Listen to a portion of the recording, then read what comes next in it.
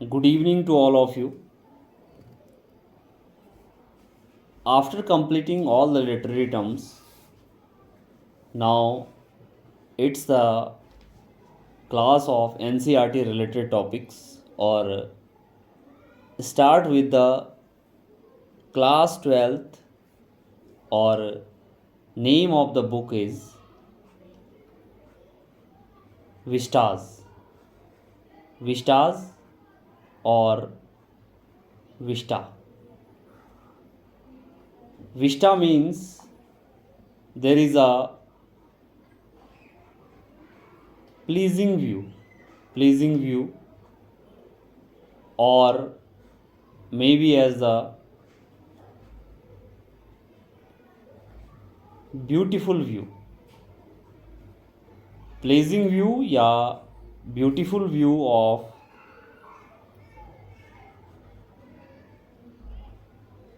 countryside, or maybe a pleasing view or beautiful view of a city. Countryside means as a rural area and city यानी town area. Second meaning of vista is as the second meaning of vista is as the a variety of things that might happen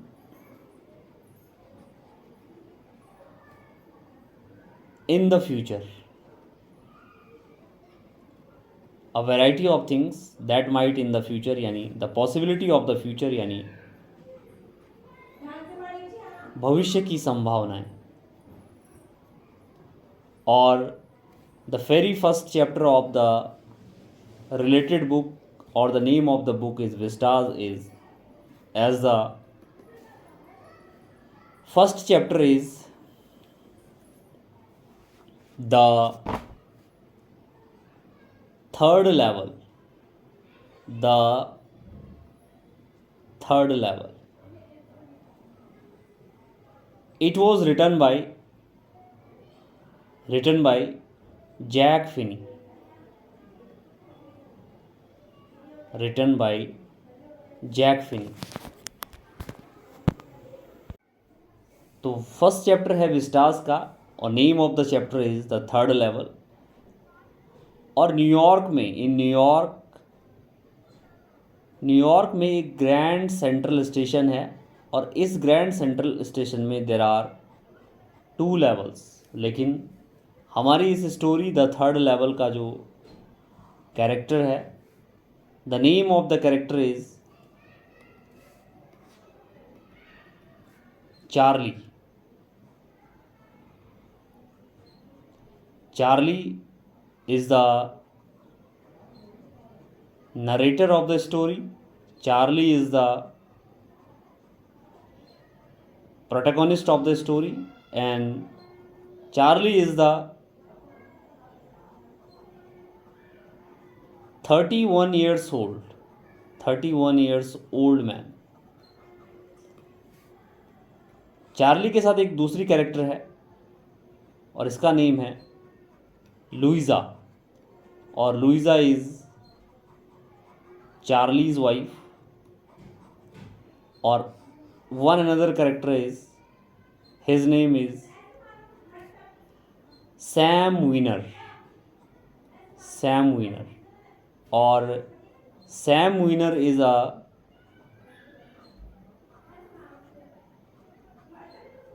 psychiatrist friend of Charlie. Sam Weiner is the psychiatrist friend of Charlie. और there are 2 levels at the Grand Central Station. New York में 2 levels है, लेकिन Charlie find करता है जो हमारा protagonist character है और नरेटर भी है स्टोरी का. और यही चार्ली असर्ट करता है या दावा करता है कि there are 3 levels in the Grand Central Station. और our protagonist character Charlie Charlie use the third level to escape. Charlie just wants to escape from the unpleasant life of New York. Yeah, in that life was as the fear, war, corruption. That's why he just wants to escape the modern world, और इसीलिए उसने third level को find out कर दिया. और इस first chapter में कुछ प्लेसेस भी दिए हुए हैं. जैसे एक प्लेस दिया हुआ है गैल्सबर्ग, यानी चार्ली जो है थर्ड लेवल को फाइंड आउट कर देता है और लास्ट में उसका जो फ्रेंड सैम विनर भी इस थर्ड लेवल में चले जाता है. Now the second chapter of the book का सेकेंड चैप्टर है और the name of the chapter is the Tiger King. हमने ध्यान रखना है कि the Tiger King written by कल्की is the writer who wrote the lesson the Tiger King. इस टाइगर किंग में कुछ मेजर कैरेक्टर्स हैं और major character is as the number 1 maharaja और किंग ऑफ. सर ये गैल्सबर्ग के नीचे क्या लिखा सर? वो फ्रॉम गैल्सबर्ग. ये सेकेंड लेसन फरमाना स्टार्ट हो गया है. सेकेंड लेसन स्टार्ट हो गया है और इसका नेम है द टाइगर किंग और इट वाज रिटन बाय कल्की, KALKI, कल्की.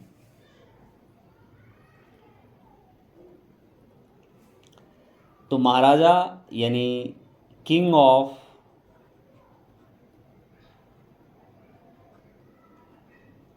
प्रतिबंधापुरम, यानी there is a Pratibandapuram is the name of the kingdom, और महाराजा और किंग ऑफ द प्रतिबंधापुरम, और the name of the maharaja is Sir Jilani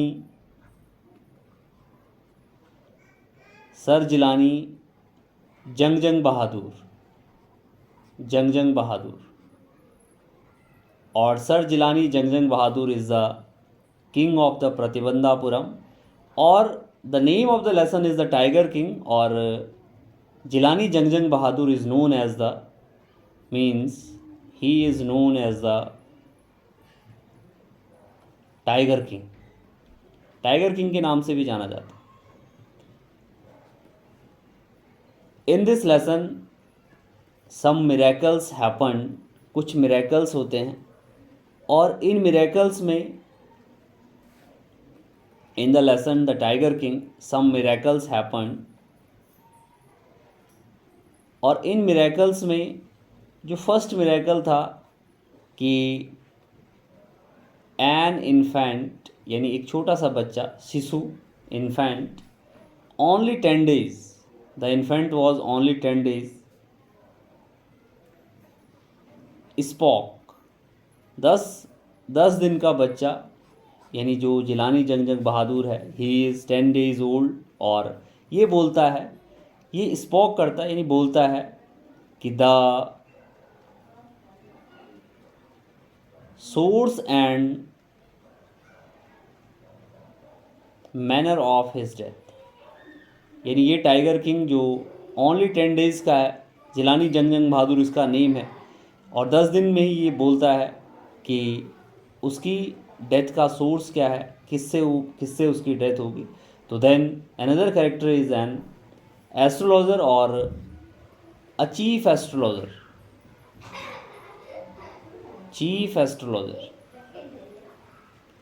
और एस्ट्रोलॉजर उसे बताते हैं कि उसकी डेथ टाइगर से होगी. तो इसलिए जिलानी जंग बहादुर ओनली 10 days में ही कहता है कि beware to all the tigers, या कॉशन टू, या कॉशस टू ऑल टाइगर्स, सभी टाइगर्स को सचेत रहने की ज़रूरत है।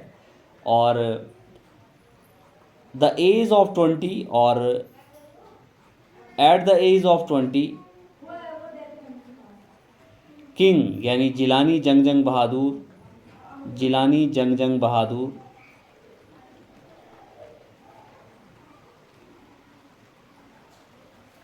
बिकम्स द किंग, और क्राउंड एज अ किंग, यानी 20 साल की उम्र में जिलानी जंग बहादुर किंग बन जाता है।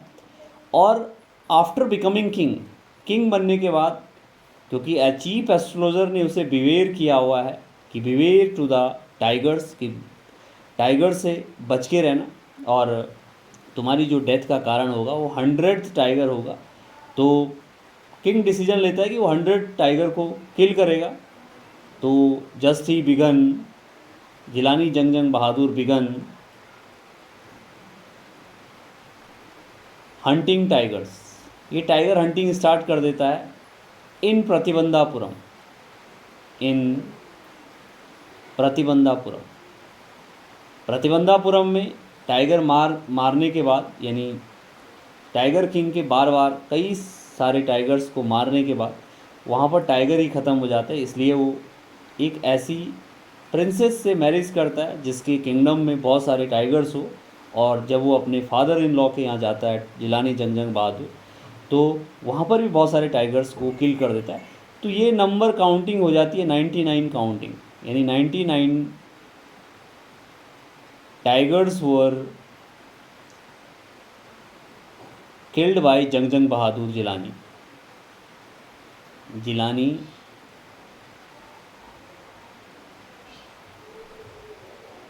जंग बहादुर। तो 99 टाइगर से किल कर देता है, लेकिन 100th भी ये किल करता है, लेकिन 100 टाइगर को किल करते समय ये मिस कर देता है, यानी उसको गोली से मारता है लेकिन उसकी गोली मिस हो जाती है, और मिस हो जाती है तो 100 टाइगर वो नहीं मार पाता है। लेकिन प्रोसेशन जब उस टाइगर का निकाला जाता था तो that tiger was killed by hunters, उस टाइगर को हंटर्स किल करते हैं और प्रोसेशन में शामिल करते हैं। और किंग सेलिब्रेशन करता है। जैसे ही वो सेलिब्रेशन करता है, now the time king has the time, proper time to celebrate the birthday of his child. अब जिलानी जंग बहादुर के पास टाइम है कि वो अपने बच्चे के साथ टाइम स्पेंड करे, इसलिए वो शॉप पे जाता है, मॉल में जाता है और एक वुडन टाइगर को लेता है, वुडन टाइगर। और जो एस्ट्रोलॉजर है, एस्ट्रोलॉजर ने उसे वार्न किया था कि to be careful with the 100 tiger, कि 100 टाइगर से बच के रहना। और 99 टाइगर उसने किल कर दिए थे और केवल एक टाइगर बचा था। एक टाइगर उसने किल कर दिया था लेकिन वो किल नहीं हो पाया और बाद में उसको हंटर्स ने किल कर दिया, लेकिन टाइगर किंग या जिलानी जंग बहादुर उसे किल नहीं कर पाया। तो 100 जो टाइगर था that was the wooden tiger, और जिसे इसने अपने सन को एज अ बर्थडे प्रेजेंट में दिया था। और at the end of the story the Tiger king, the special episode of 100th tiger, और जो ये 100वां टाइगर था ये वुडन टाइगर था। और यही टाइगर यानी ये वुडन टाइगर द रिवेंज लेता है, the revenge of wooden toy tiger. यानी इस वुडन टॉय टाइगर ने इसके जो कुछ नुकीले हिस्से थे जो एक अनस्किल्ड वर्कर ने बनाए थे, वो किंग पर चुभ जाते हैं, मार कर जाते हैं, और धीरे धीरे किंग पर स्वेलिंग स्टार्ट हो जाती है। और स्वेलिंग स्टार्ट हो जाती है तो बाहर से सर्जन बुलाते हैं, सर्जन ऑपरेशन करते हैं, और सर्जन एट द एंड में कहते हैं कि ऑपरेशन इज़ सक्सेसफुल, ऑपरेशन तो सक्सेसफुल है लेकिन टाइगर किंग हैज़ डाइड। और लास्ट में टाइगर किंग की डेथ हो जाती है। Now third chapter of the book is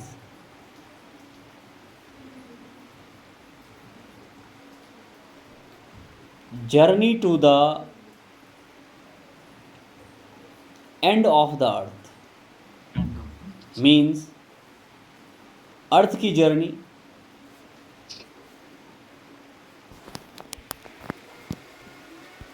In the lesson Journey to the End of the Earth, which was written by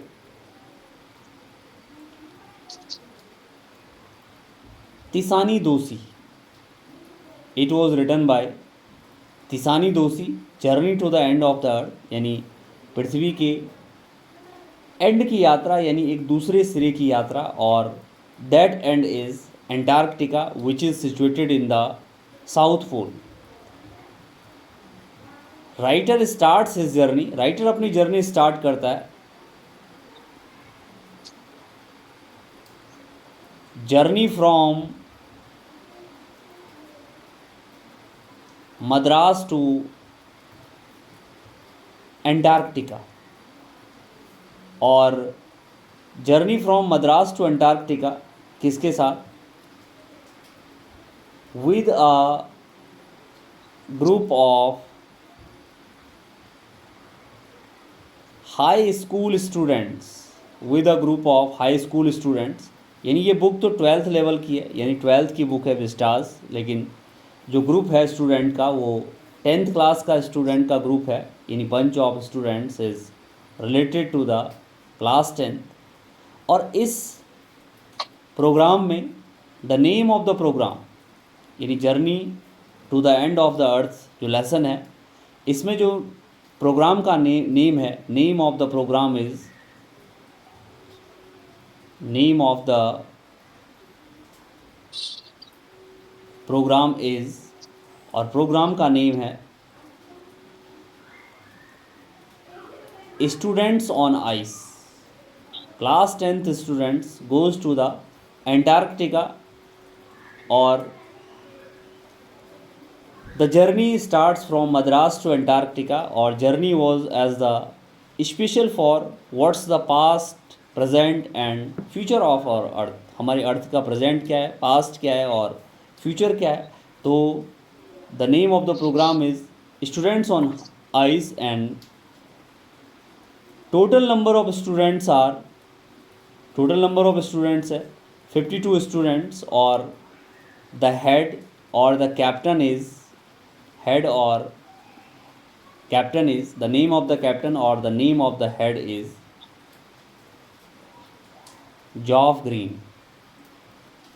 Geoff Green is the name of the captain, and head or Geoff Green is basically as the Canadian.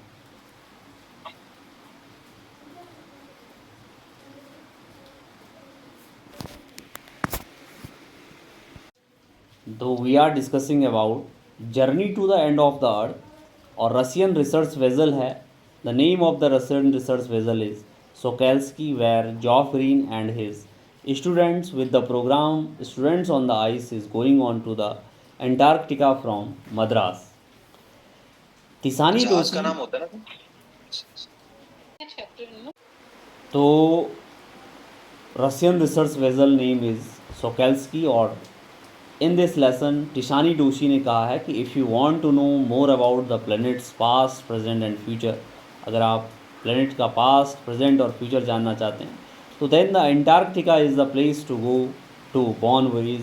Born voyage means as the happy journey, bon voyage, bon voyage as the happy journey.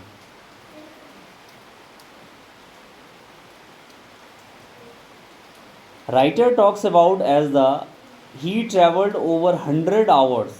Writer talks about कि उसने 100 hours पार किए हैं and कई time zones पार किए, और तब जाके वो एंटार्क्टिका पहुंचा है। और where he visit as in Antarctica, there were the crevator seals, crevator seals fish है वहाँ पर। और सर ये बोन वोएज क्या है? तो हियर आर द क्रेवेटर सील्स वर, और क्रेवेटर सील्स फिश यहाँ पर क्या कर रही है, दे वर sun bathing or sunning, or they are sunning like stray dogs under the banyan tree. ये क्रेवियन शील्स ऐसी लग रही है कि जैसे वो धूप सेक रही है, और they are just looking as the stray dogs, यानी आवारा कुत्तों की तरह लग रही है, जैसे वो बनियान ट्री के नीचे छाया में बैठे हुए हैं। Now chapter number 5। Chapter number 5 is the four enemy। Questions जो इनसे वो छोटे छोटे Now the next chapter is the enemy। The writer of this lesson is by Pearl S. Buck। Pearl S. Buck wrote the lesson The Enemy, और इस enemy chapter में the time of the world war का time है। Two countries, Japan और America. Two countries were at daggers drawn. और daggers drawn means क्या होता है बताओ? In a fighting place. Dagger drawn यानी दोनों लोग दुश्मनी है आपस में, या जानी दुश्मन है। और फर्स्ट कंट्री वाज जापान और second is America. In this lesson an eminent character is Sadao Hoki. Sadao Hoki एक जापानीज सर्जन है। जापानीज सर्जन के साथ साथ ये as well as he is a scientist. और Hana is the wife of Sadao Hockey, and from the side of America there is a prisoner of war, a prisoner of war was American, and that's why he was an enemy of Japanese people. Hannah plus Sadao both live in the coast of Japan, or a town of Japan where they live in the coastal areas. In this lesson, the name of the lesson is enemy। World war का time है, और world war is going on between Japan and America, और both countries are draggers drawn. एक American prisoner of war है जो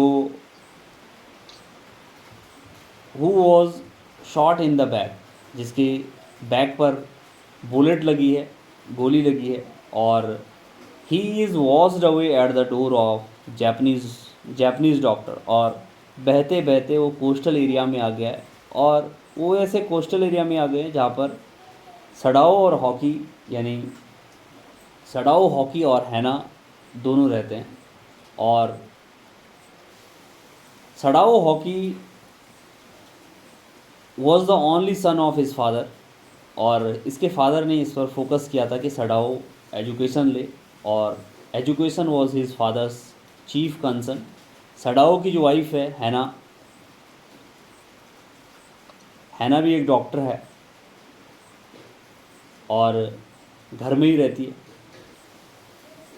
Sadao return हुआ था Japan से आफ्टर 8 इयर्स, और एक फेमस सर्जन बन करके या एक फेमस साइंटिस्ट बन के सडाओ ने मैरिज की, और मैरिज वॉज अरेंज्ड विद हैना, और हैना वॉज हरसेल्फ अ डॉक्टर। इनके 2 बच्चे भी हैं सडाओ और हैना के, और they loved each other a great deal. Sadao के फादर एक्सपायर्ड हो जाते हैं और दोनों अब सडाओ और हैना यहाँ पर रह रहे हैं। वो देखते हैं कि एक crawling man on his hands and knees, अपने हाथों के बल पर, अपने घुटनों के बल पर चल रहा है और कोस्ट से किनारे किनारे आ रहा है, और वो आदमी है जापानीज़ प्रिजनर, और that Japanese prisoner was washed away at the doctor's door. और वो जापानीज़ वो अमेरिकन प्रिजनर उस डॉक्टर यानी सडाओ के दरवाजे तक आ जाता है, और they came down the steps. Doctor Sadao found that he was wounded, और डॉक्टर सडाओ देखता है कि वो बहुत घायल हो चुका है, और वो देखता है कि वो एक प्रिजनर है और वॉर का प्रिजनर है, और उसके बैक में भी बुलेट लगी है, गोली लगी है, और सडाओ को ये भी पता चलता है वो अमेरिकन है, वो उनका एनिमी है। तो उसी के नेम से ये चैप्टर का नाम पड़ा, enemy.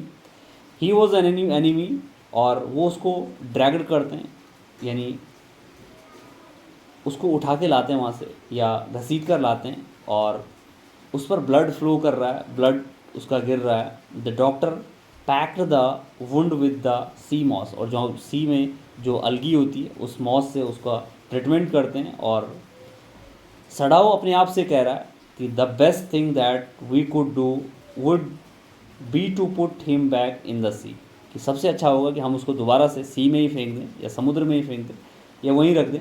But they were not able to put him back, लेकिन वो दोबारा से उसको समुद्र में नहीं ले जाते हैं। इसलिए डॉक्टर सडाओ कहता है कि वो उसको हैंड ओवर कर देगा, पुलिस को हैंड ओवर कर देगा, लेकिन पहले उसको जो वुंडेड हो रखा है उसको सही करेगा। और but he was wounded, he would die. लेकिन सडाओ कहता है कि अगर वो उसका वुंड को सही नहीं किया तो उसकी डेथ हो सकती है।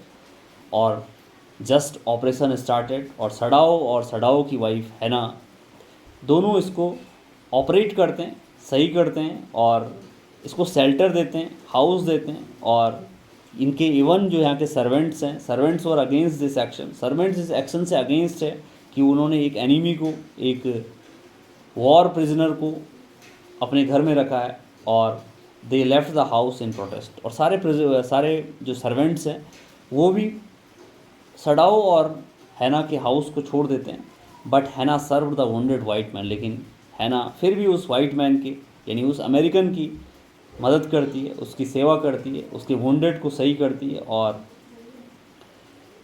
आफ्टर ऑल वहाँ पर एक कैरेक्टर और है, इसका नेम केवल जनरल दिया हुआ है, जापानीज़ जनरल। और इस जापानीज़ जनरल का मैसेज आता है कि डॉक्टर सडाओ को कि जनरल की तबीयत ख़राब हो गई, और सडाओ वहाँ जाता है। तो Sadao disclose that an American wounded soldier was in his house. तो सडाओ भी डिस्क्लोज कर देता है जनरल के सामने कि एक अमेरिकन सोल्जर है जो उसके हाउस तक आया हुआ है। तो जनरल कहता है कि it would be best if he could be quietly killed, तो ये अच्छा होगा कि तुम उसको किल करा दो, ख़त्म करवा दो, but by someone who does not know him. लेकिन फिर जनरल ये कहता है कि वो प्रॉमिस करता है कि वो कुछ प्राइवेट असैसिनेटर भेजेगा उसको किल करने के लिए, उस एनिमी को किल करने के लिए, who would kill him and remove the body, और उसकी बॉडी को वहाँ से हटा देंगे। लेकिन डॉक्टर सडाओ 1 दिन 2 दिन वेट करते हैं, लेकिन कोई भी असैसिनेटर नहीं आता है, यानी जनरल वहाँ से किसी को भी नहीं भेजता है। और जनरल वहाँ से किसी को इसलिए नहीं भेजता है कि because there was the reason, और रीज़न ये था कि जनरल खुद ही बीमार था और नोबडी टर्न अप, यानी कोई भी वहाँ अराइव नहीं हुआ, कोई भी वहाँ पर नहीं आया। और इस पीरियड में जो वाइट मैन यानी जो अमेरिकन सोल्जर है वो वहीं रहा। और आफ्टर ऑल सडाओ ने लास्ट में, यानी स्टोरी के एंड में, सडाओ उसको बोट देता है, उसकी बोट पे कुछ फूड प्रोवाइड कराता है, उसको वाटर देता है और कुछ क्विल्ट्स भी देता है, यानी 2 क्विल्ट्स भी देता है, 2 रजाई भी देता है। और उसको पूछता है, he asked the sailor to row it to the island beyond. और एक सेलर को कहता है, एक नाविक को कहता है, इसको row it to the island beyond, यानी इस आइलैंड के पार इसको ले जा लो, और he should catch the Korean fishing boat, और जहाँ से ये कोरियन फिशिंग बोट को पकड़ लेगा। और इस तरह से वो जो एनिमी था वो स्कैप हुआ, वो सेफ हुआ, वो सिक्योर हुआ। और जो सर्वेंट्स थे डॉक्टर सडाओ और हैना के घर के, they return to work and the household began smoothly, और हाउस होल्ड यानी उनका घर अच्छे से चलने लग गया। और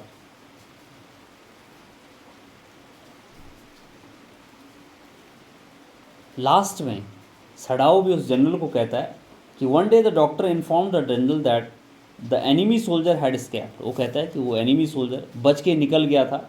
और जनरल भी एंड में कहता है कि that he forgot his promise in his great suffering, कि मैं जो बहुत ज़्यादा पीड़ा हो रही थी, सफरिंग हो रही थी, उस ग्रेट सफरिंग में मैं असेसिनेटर नहीं भेज पाया।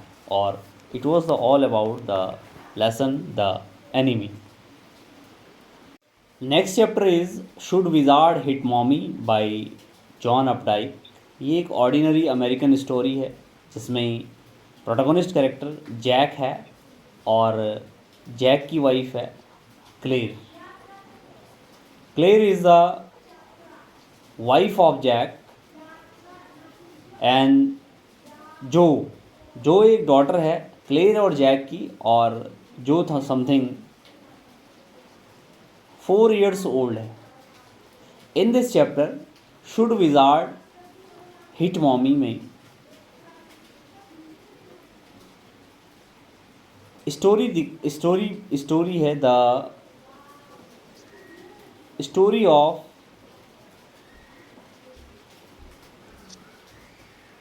Roger Skunk. और इसी स्टोरी में, in the story of Roger Skunk में ही एक विजार्ड है और एक है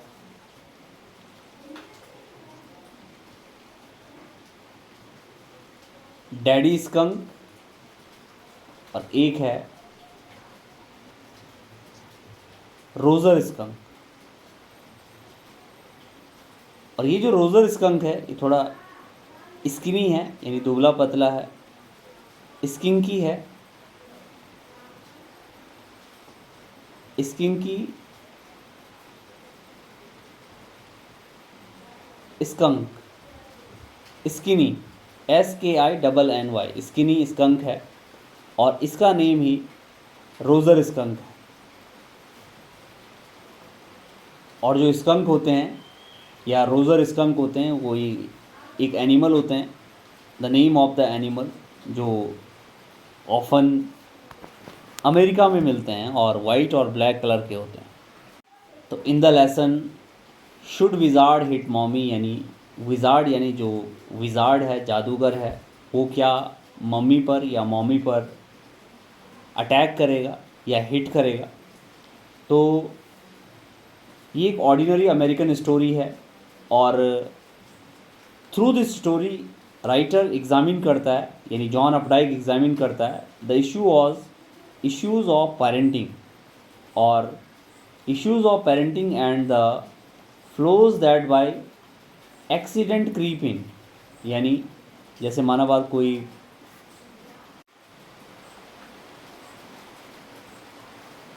मेजर कैरेक्टर है जैक, और जैक अपनी डॉटर को, जो जैक है, जैक की डॉटर है जो, जैक टेल्स हिज डॉटर जो, और जो है 4 years ओल्ड गर्ल है, ये इसको जैक अपनी डॉटर को एवरीडे स्टोरी सुनाता है ताकि इसको नींद आ जाए। A story every evening to make Jo sleep. और ईच न्यू स्टोरी, प्रत्येक story was a slight variation of basic tell.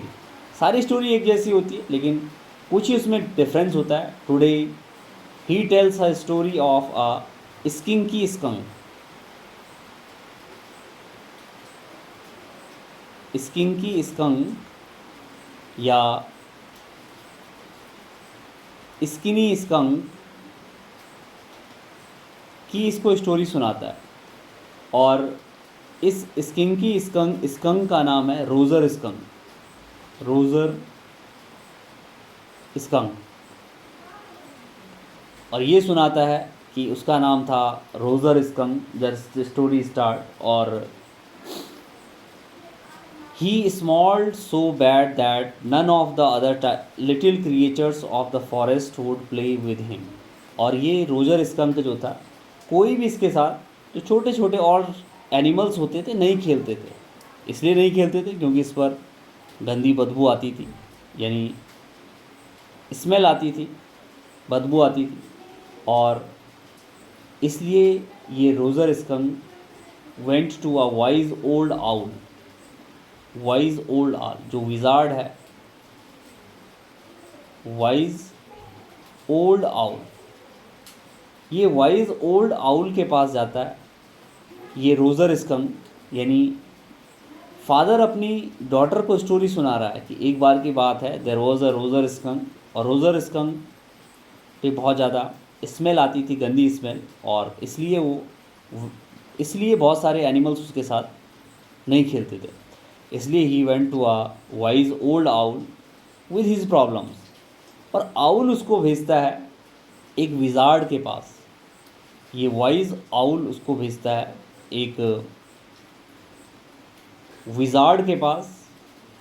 और जो विजार्ड यूज़ करता है अपने मैजिक पावर को, अपनी मैजिक स्पेल को, ताकि change his very bad smell to that of the roses, ताकि इस रोज़र स्कंक की स्मेल, बैड स्मेल, रोज़ वाली स्मेल में चेंज हो जाए। और रोज़र स्कंक बहुत हैप्पी होता है and ran out into the forest. और फॉरेस्ट में भागता है और सारे एनिमल, सारे क्रिएचर्स उसके साथ खेलते हैं क्योंकि अब उससे अच्छी स्मेल आ रही है, रोज़ की स्मेल आ रही है। And all the other little animals gathered around him because he smelled so good. और वो कई नंबर ऑफ गेम्स खेलते हैं। और जब इवनिंग होती है, when it was evening, they ran the home to their mommies. और अपनी मम्मी के पास चले जाते हैं सारे animals. When Roger Skunk went home, अब जैसे ही रोज़र स्कंक घर जाता है, हिज मॉमी सेड, उसकी मम्मी कहती है, व्हाट्स दैट ऑफुल स्मेल, कि क्या ये गंदी स्मेल है। यानी स्मेल तो रोज़ की थी लेकिन उसकी मम्मी कहती है कि क्या बेकार स्मेल है, क्योंकि रोज़र स्कंक की मदर हैबिचुअल हो चुकी है उसकी स्मेल से। उसे कोई परवाह नहीं पड़ता है कि उसकी स्मेल बैड स्मेल है या गुड स्मेल है। इसलिए वो कहती है कि व्हाट्स दैट ऑफुल स्मेल। और रोज़र स्कंक कहते हैं कि it's me mommy, I smell like roses. और वो उसकी मदर उसको कहती है, she asked who made him smell like that. और वो कहता है कि द विजार्ड ने उसको ये स्मेल दी है। और वो मॉमी यानी उसकी मदर रोज़र स्कंक को साथ लिए, यानी she along with Roger Skunk went to that wizard, उस विजार्ड के पास जाती है। और she hit her umbrella on the head of the wizard. और विजार्ड के हेड पर अम्ब्रेला से हिट कर देती है। And demanded to change the rose smell to that original smell. बोलती है कि हमें रोज़ स्मेल नहीं चाहिए, इसकी जो ओरिजिनल स्मेल है, जो इसकी नेचुरलिटी है, उसको मेंटेन करके रखें। और विजार्ड भी इस इंस्ट्रक्शन को मानता है। और अब इसके बाद जो रोज़र स्कंक है, रोज़र skunk did not smell of roses any more. इसके बाद कभी भी उसको रोज़ की स्मेल उस पर नहीं आई। और फिर वो स्मेल करने लग गया एज द बैड अगेन। अब जो डैडी स्कंक है, डैडी स्कंक घर आता है, और घर आता है बोस्टन से। और जब वो सफ़र कर रहे होते हैं, यानी अपना फूड ले रहे होते हैं और Roger skunk was in bed. Mommy skunk came up and hugged him and said he smelled like her little baby skunk again. और वो बोलता है कि उसकी जो स्मेल थी वो सेम एज दोबारा ऐसी हो गई, और अपने फादर से कहता है रोजर स्कंक कि शुड विजार्ड हिट मॉमी, कि फादर क्या उस जैसे मॉमी ने उस विजार्ड को हिट किया तो क्या उस विजार्ड को भी मॉमी को हिट करना था। और at the end of the story entitled as should wizard hit mommy में लास्ट में जो जैक है, जैक शट द डोर और सीढ़ियों से डाउन स्टेयर की तरफ आ जाता है, और क्लेयर ने वहाँ पर न्यूज़पेपर फैलाया हुआ है और पेंट का डिब्बा खोल रखा है। और लास्ट में eight the end of the story कि क्लेयर ने कहा कि व्हाट्स अ लॉन्ग स्टोरी, कितनी लंबी कहानी है, और the story ends with the description of Claire. Now the next chapter is On the Face of It, which was written by Susan Hill, or there are two major characters.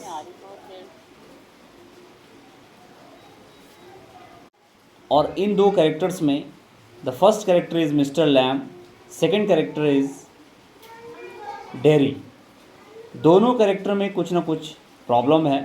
ये एक old man है, Mr Lamb is an old man, और he is a tin leg as the, उसका एक leg है, यानी एक leg उसका ब्लॉन ऑफ हो गया था वॉर में, यानी वॉर में एक उसका लेग ब्लॉन ऑफ यानी कट हो गया था या टूट गया था।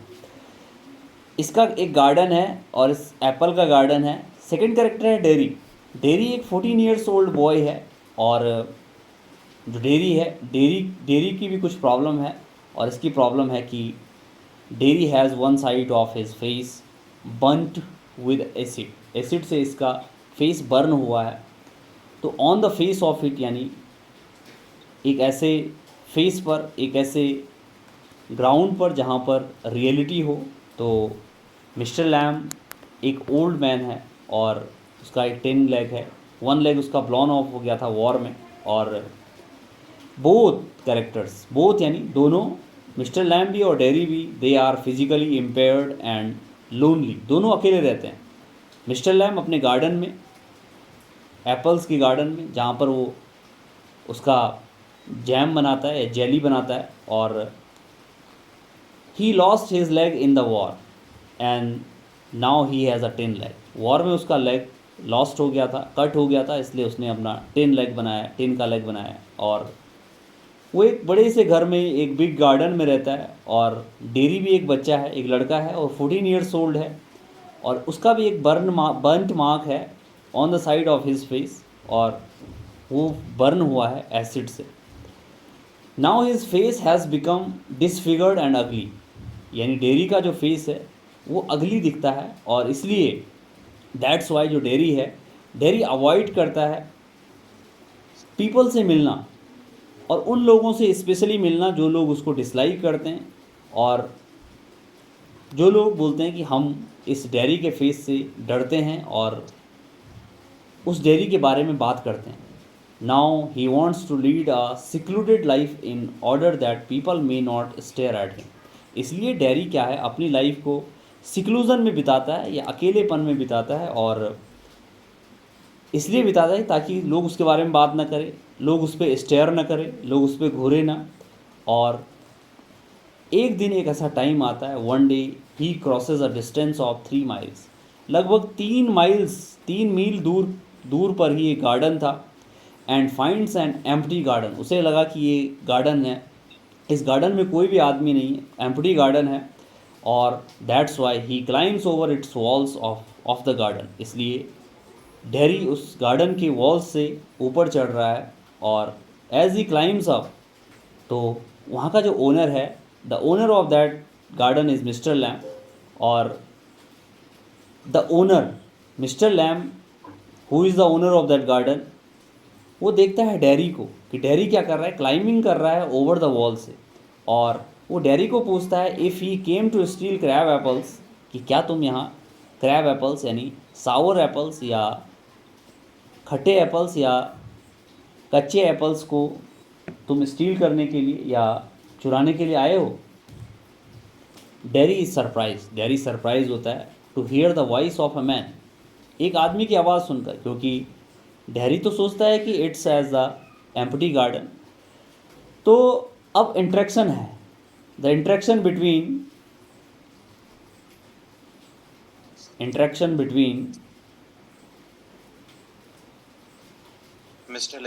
Mister Lamb and Derry.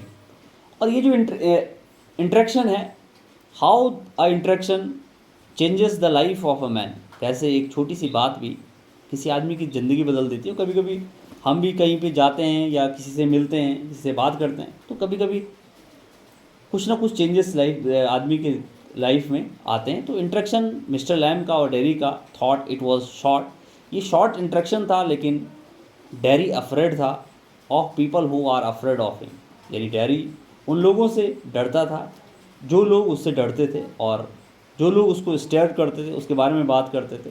और व्हेन दे सी हिज अगली फेस, जैसे ही लोग उसका अगली फेस देखते थे, लोग उससे डरते थे, स्कैर्ड होते थे, या लोग बोलते थे कि ये बेकार है, या उसके बारे में कई सारी बातें करते थे। इसलिए डेरी भी सिक्लूजन लाइफ स्पेंड करता है। और dairy states the instances of insensitive people who wanted that he should be confined in the walls for the hospital. His parents are afraid what would happen of Derry's future after their death. और dairy कहता है कि उसके parents afraid हैं, डरे हुए हैं कि उनकी डेथ के बाद डेरी का क्या होगा।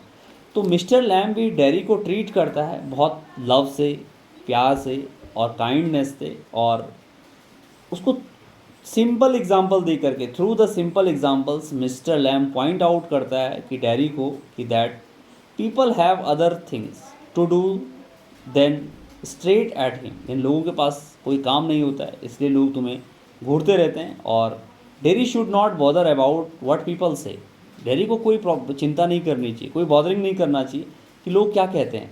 Mister Lamb tells Derry a story of a man who was afraid of everything in the world.